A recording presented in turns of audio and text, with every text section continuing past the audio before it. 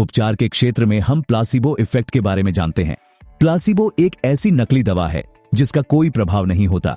ये दवा नहीं, शक्कर की गोली होती है। आप मरीज को प्लासिबो देते समय कहते हैं कि ये प्रभावी दवा है, और प्लासिबो का प्रभाव असली उपचारक दवा जैसा ही होता है। शोधकर्ताओं ने पता लगाया है कि इंसान का मस्तिष्क उपचार में सबसे बड़ा तत्व है।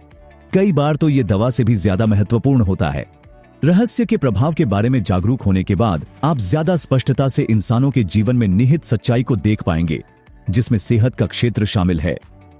प्लासिबो इफेक्ट काफी शक्तिशाली होता है। जब रोगी सचमुच सोचते और यकीन करते हैं कि ये नकली गोली असली दवा है, तो उन्हें वही मिलेगा जिसमें वे यकीन करते हैं, और उनका इलाज हो जाएगा। हमारे पास हजारों बीमारियां और दवाएं हैं, लेकिन वे सिर्फ कमजोर कड़ी हैं। सभी बीमारियां सिर्फ एक चीज के कारण होती है, वो है तनाव। अगर आप किसी कड़ी या सिस्टम पर ज्यादा दबाव या तनाव डालते हैं तो वो कड़ी टूट जाती है। सारा तनाव एक नकारात्मक विचार से शुरू होता है जिस पर काबू नहीं किया गया। इसके बाद वैसे ही दूसरे विचार आ धमकते हैं, लेकिन कारण नकारात्मक चिंतन है, और ये सब एक छोटे से नकारात्मक विचार से शुरू हुआ था। चाहे आपने जो भी उत्पन्न किया हो, आप उसे बदल सकते हैं। एक छोटे सकारात्मक विचार से, और उसके बाद एक और सकारात्मक विचार से। अक्सर लोग ये सवाल पूछते हैं, जब कोई व्यक्ति अपने शरीर रूपी मंदिर में कोई बीमारी उत्पन्न कर लेता है या अपने जीवन में किसी तरह की परेशानी ले आता है, तो क्या सही सोच की शक्ति से इसे सुधारा जा सकता है? जवाब बिल्कुल स्पष्ट है, हाँ। कैथी गुडमैन, एक व्यक्तिगत कहानी। मुझे ब्रेस्ट कैंसर हो गया था। मुझे अपने दिल में पूरी आस्था और सच्चा विश्वास था कि मैं ठीक हो चुकी हूँ। हर दिन मैं कहती थी, मेरे उपचार के लिए धन्यवाद। लगातार मैं कहती थी, मेरे उपचार के लिए धन्यवाद। मैंने अपने दिल में यकीन कर लिया कि मैं ठीक हो चुकी हूं। मैंने खुद को इस रूप में देखा जैसे कैंसर मेरे शरीर में कभी था ही नहीं। मैंने अपना इलाज करने के लिए एक और साधन का इस्तेमाल किया। मैं बहुत मजेदार फिल्में देखने लगी। मैं बस हंसती थी और दिल खोलकर हंसती थी। तनाव लेने का तो सवाल ही नहीं था, क्योंकि हम जानते थे कि उपचार की कोशिश करते समय तनाव बहुत बुरी चीज हो सकती है। बीमारी का पता चलने और इसके ठीक होने के बीच लगभग 3 महीने का फासला रहा, और ये उपचार बिना किसी रेडिएशन या कीमोथेरेपी के हो गया। कैथी गुडमैन की ये सुंदर और प्रेरक कहानी 3 जबरदस्त शक्तियों के कार्यरत होने का उदाहरण है। उपचार के लिए ग्रेटफुल की शक्ति, मनचाही चीज पाने के लिए आस्था की शक्ति, और हमारे शरीर की बीमारी बाहर निकालने के लिए हंसी एवं खुशी की शक्ति। कैथी अपने उपचार में हंसी शामिल करने के लिए इसलिए प्रेरित हुई क्योंकि उन्होंने नॉर्मन कजिन्स की कहानी सुन ली थी। नॉर्मन को एक असाध्य बीमारी थी।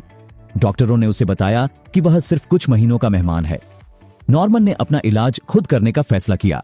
3 महीनों तक उसने सिर्फ मजेदार फिल्में देखी, और वह हंसता रहा।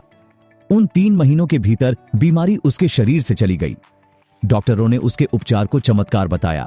जब नॉर्मन दिल खोलकर हंसा तो उसकी सारी नकारात्मकता बाहर निकल गई, और साथ में उसकी बीमारी भी बाहर निकल गई। हंसी सचमुच सर्वश्रेष्ठ चिकित्सा है। हम सभी में एक अंदरूनी मूलभूत प्रोग्राम होता है। इसे आत्म उपचार कहा जाता है। जब आपको कोई घाव होता है तो वह दोबारा ठीक हो जाता है।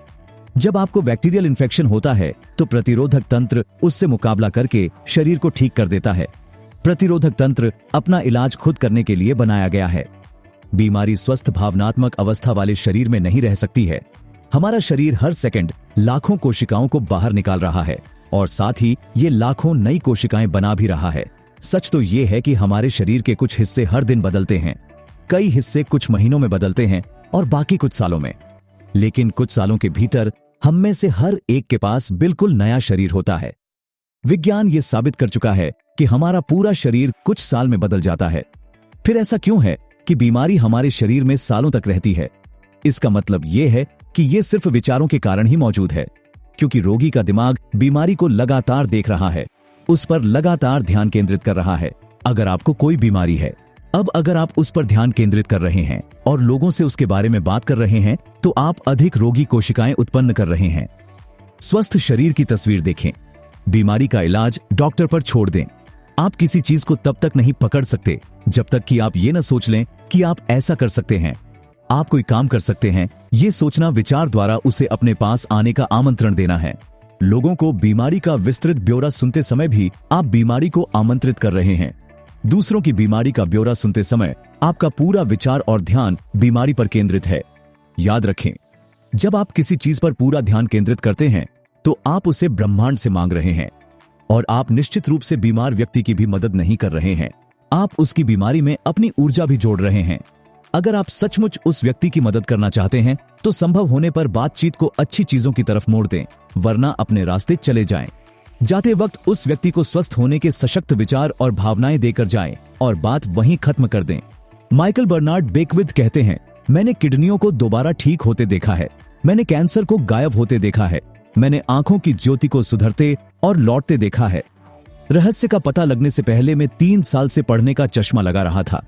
एक रात जब मैं रहस्य के ज्ञान की सदियों लंबी यात्रा को टटोल रहा था तो मैंने पढ़ने के लिए अपना चश्मा उठाया, लेकिन मैं बीच रास्ते में ही रुक गया।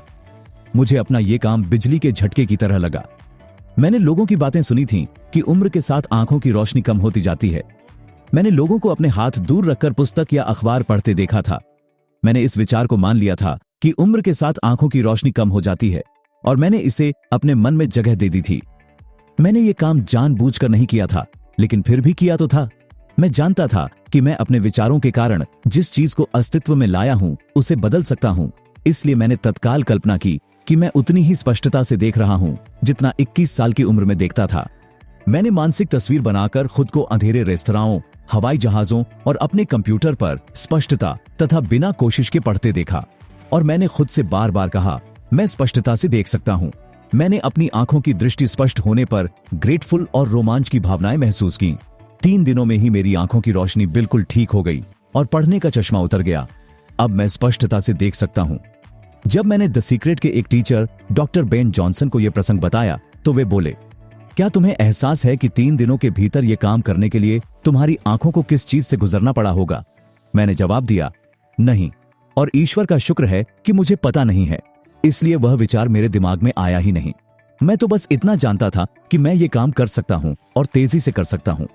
डॉक्टर जॉनसन ने अपने शरीर से एक असाध्य बीमारी को हटा दिया था, इसलिए उनके चमत्कार की तुलना में मेरी आंखों की रोशनी का लौटना मुझे छोटी बात लगी थी।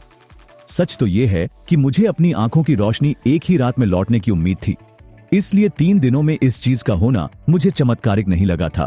याद रखें, ब्रह्मांड में समय और आकार का कोई महत्व नहीं होता है। मुंहासों का इलाज करना भी किसी बीमारी के इलाज जितना ही आसान है। प्रक्रिया समान है, फर्क सिर्फ हमारे दिमाग में है। अगर आपने किसी बीमारी को अपनी ओर आकर्षित कर लिया हो तो उसे मुंहासों जितना बड़ा माने, फिर सारे नकारात्मक विचारों को अपने मस्तिष्क से बाहर निकाल दें और आदर्श सेहत पर ध्यान केंद्रित करें। मॉरिस गुडमैन की कहानी 10 मार्च 1981 को शुरू होती है। इस दिन मेरी जिंदगी सचमुच बदल गई। मैं इस दिन को कभी नहीं भूल पाऊंगा। मेरा हवाई जहाज टकरा गया। मुझे पूरी तरह अपंग हालत में अस्पताल पहुंचाया गया। मेरी स्पाइनल कॉर्ड चकनाचूर हो गई थी। मेरी पहली और दूसरी सर्वाइकल वर्टिब्रा टूट गई थी। मेरी निगलने की क्षमता खत्म हो गई थी। मैं खा पी नहीं सकता था।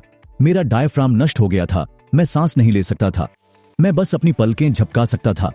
जाहिर है, डॉक्टरों ने मेरी हालत देखकर कहा कि मैं जिंदगी भर अपंग ही रहूंगा, बस अपनी पलकें ही झपका पाऊंगा। उन्होंने मेरे बारे में यह तस्वीर देखी, लेकिन उनके सोचने से कोई फर्क नहीं पड़ता था। महत्वपूर्ण बात तो यह थी कि मैं क्या सोचता था। मैंने दोबारा सामान्य होने की तस्वीर देखी, जिसमें मैं अपने पैरों पर चलकर अस्पताल से बाहर निकल रहा था। मैंने क्रिसमस के समय अस्पताल से चलकर बाहर निकलने का लक्ष्य बनाया था और मैंने ये काम कर दिखाया। मैं अपने दोनों पैरों पर चलकर अस्पताल से बाहर निकला। हालांकि डॉक्टरों ने कहा था कि यह संभव नहीं है। मैं उस दिन को कभी नहीं भूल पाऊंगा। लोग जिन चीजों को चाहते हैं उनकी तरफ देखकर हमेशा कहते हैं, हाँ, मैं इसे पसंद करता हूं, मैं इसे चाहता हूं। बहरहाल, जिन चीजों को वे नहीं चाहते हैं उनकी तरफ देखने में भी वे उतना ही समय लगाते हैं। अनचाही चीजों की तरफ देखकर वे अक्सर सोचते हैं कि वे उन्हें हटा सकते हैं, दूर कर सकते हैं या मिटा सकते हैं। इस तरह वे अनचाही चीजों की ऊर्जा बढ़ाते हैं। हमारे समाज में हम अनचाही चीजों के खिलाफ संघर्ष करने में जुटे रहते हैं। दिलचस्प बात यह है कि ऐसा करने पर दरअसल हमारे जीवन में संघर्ष बढ़ जाता है। अगर आपके पास कमी है, अगर आप गरीबी या रोग के शिकार हैं, तो ऐसा इसलिए है क्योंकि आप अपनी शक्ति पर यकीन नहीं करते हैं या उसे समझते नहीं हैं। यह ब्रह्मांड के देने का सवाल नहीं है। ब्रह्मांड तो हर व्यक्ति को हर चीज देने के लिए तैयार है। वहां कोई भेदभाव नहीं है। आप जो भी चीज चाहते हैं वह हर चीज खुशी, प्रेम, प्रचुरता, समृद्धि, आनंद यहीं पर है और आपकी मुट्ठी में आने के लिए तैयार है। लीसा के ये बुद्धिमत्तापूर्ण शब्द सोने जितने मूल्यवान हैं कि अपने आसपास और अपने जीवन में मौजूद हर चीज की तारीफ करें और आशीष दें। तारीफ करते या आशीष देते समय आप प्रेम की सर्वोच्च फ्रीक्वेंसी पर होते हैं। बाइबल में हिब्रू लोगों ने आशीष देने का इस्तेमाल सेहत, दौलत और खुशी पाने के लिए किया था। वे आशीष देने की शक्ति जानते थे। कई लोगों के लिए आशीष देने का इकलौता समय वो होता है जब वे छींकते हैं और इसलिए वे इसकी महान शक्ति का पूरा लाभ नहीं उठा पाते हैं। तारीफ करने और आशीष देने से सारी नकारात्मकता घुल जाती है। इसीलिए अपने दुश्मनों की भी प्रशंसा करें और उन्हें भी आशीष दें। अगर आप अपने दुश्मनों को श्राप देते हैं तो वो पलटकर आपको नुकसान पहुंचाएगा। अगर आप उन्हें आशीष देते हैं और उनकी तारीफ करते हैं तो आप सारी नकारात्मकता और वैमनस्य को धो डालते हैं तथा तारीफ व आशीष में निहित प्रेम आपकी ओर लौट आता है। प्रशंसा करते और आशीष देते समय आपको अच्छी भावनाएं महसूस होंगी। इसका मतलब यह है कि ब्रह्मांड आपको यह फीडबैक दे रहा है कि आप एक नई और अच्छी फ्रीक्वेंसी पर पहुंच रहे हैं। 100 साल पहले जब इतनी सारी वैज्ञानिक खोजें नहीं हुई थीं, तब भी चार्ल्स हानेल जानते थे कि ब्रह्मांड कैसे काम करता है। आप इससे अपनी मनचाही चीजें कैसे पा सकते हैं। आप अपनी जागरूकता और अद्भुत कल्पना शक्ति के प्रयोग से ऐसा कर सकते हैं। अपने चारों तरफ उन आवश्यकताओं को देखें जो पूरी होने का इंतजार कर रही हैं। कल्पना करें कि क्या किसी आवश्यकता को पूरा करने के लिए हमारे पास महान आविष्कार हैं। आकर्षण के नियम के बारे में सुंदर बात यह है कि आप जहां हैं वहीं से शुरू कर सकते हैं। आप इसी समय असली सोच से सोचना शुरू कर सकते हैं और अपने भीतर सद्भाव और खुशी की भावना उत्पन्न कर सकते हैं। नियम उसी के अनुरूप प्रतिक्रिया करने लगेगा। अगर आपको अपनी मनचाही चीज अदृश्य में से खींचकर दृश्य में लाने का यह तरीका मेहनत भरा लगता हो तो इस शॉर्टकट को आजमाएं। आप जो चाहते हो उसे पूर्ण सच्चाई के रूप में देखें। इससे आप जो चाहते हैं वह प्रकाश की गति से प्रकट हो जाएगा। जिस पल आप मांगते हैं उस पल यह ब्रह्मांडीय आध्यात्मिक क्षेत्र में सत्य होता है और वह क्षेत्र मौजूद होता है। जब आप अपने मस्तिष्क में किसी चीज की कल्पना करते हैं तो यह विश्वास रखें कि यह सच्चाई है और इसके प्रकटीकरण के बारे में कोई सवाल नहीं हो सकता। हम चाहे जो चाहते हो वो प्रेम द्वारा प्रेरित है। ये उन चीजों के प्रति प्रेम की भावनाएं महसूस करना है। युवावस्था, धन, आदर्श व्यक्ति, नौकरी, शरीर या सेहत। जिन चीजों से हम प्रेम करते हैं उन्हें आकर्षित करने के लिए हमें प्रेम भेजना होगा। वे चीजें तत्काल प्रकट हो जाएंगी। खुद को अपनी मनचाही चीज के साथ देखें। हर धार्मिक ग्रंथ, हर महान दार्शनिक पुस्तक, हर महान लीडर, इतिहास का हर अवतार हमें यही बात बताता है। अतीत के बुद्धिमान लोगों का अध्ययन करें। उनमें से बहुत से लोगों की बातें इस पुस्तक में आपको बताई गई हैं। वे सभी एक बात जानते थे और वो है रहस्य। अब आप भी रहस्य जान चुके हैं और आप इसका जितना ज्यादा इस्तेमाल करेंगे उतना ही ज्यादा समझते जाएंगे। रहस्य आपके भीतर है। आप अपने भीतर इसकी शक्ति का जितना ज्यादा प्रयोग करेंगे इसे अपनी ओर उतना ही ज्यादा खींचेंगे। एक समय आएगा जब आप उस बिंदु पर पहुंच जाएंगे जहां आपको अभ्यास करने की जरूरत ही नहीं होगी, क्योंकि आप शक्ति बन जाएंगे, आदर्श बन जाएंगे, बुद्धि बन जाएंगे, प्रज्ञा बन जाएंगे, प्रेम और आनंद बन जाएंगे। दोस्तों, मुझे उम्मीद है कि ये ऑडियो बुक आपको अपने जीवन में बदलाव लाने और सोचने की शक्ति को सकारात्मक रूप में बदलने में मदद करेगी ताकि आप जो चाहें पा सकें। आगे ऐसी और भी मोटिवेशनल ऑडियो सुनने के लिए प्लीज सब्सक्राइब करें। पूरी ऑडियो सुनने के लिए रीगल रिच माइंडसेट आपका बहुत बहुत धन्यवाद करता है।